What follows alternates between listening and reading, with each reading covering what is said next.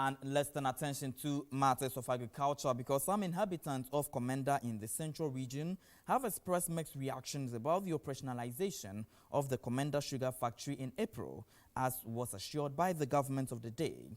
This was expressed when our news team visited the Komenda sugar factory in the central region.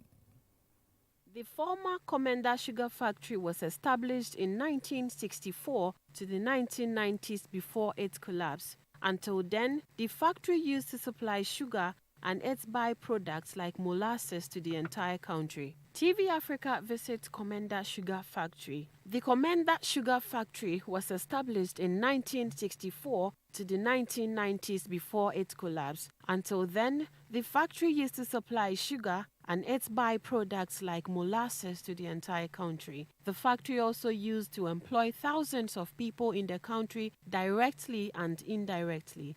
The new Komenda factory was, however, built and commissioned by the former president, John Dramani Mahama, on the 30th May 2016. However, the factory that was built at the cost of $36.5 million grant from the Exim Bank failed to operate just after a month of test running. This issue generated a whole lot of controversies among the pro and anti-NDC government. The reason was simply about whether or not the factory either produced pure sugar. The failure of the factory to keep up producing sugar after the assumption of the NPP in 2016 attracted press conferences and demonstrations in the central region. However, assurances by President Akufo-Addo's Minister of Trade and Industry of securing investors getting the factory running by April this year cooled rising tension. TV Africa's visit to the factory last week showed that efforts were in place to rehabilitate the factory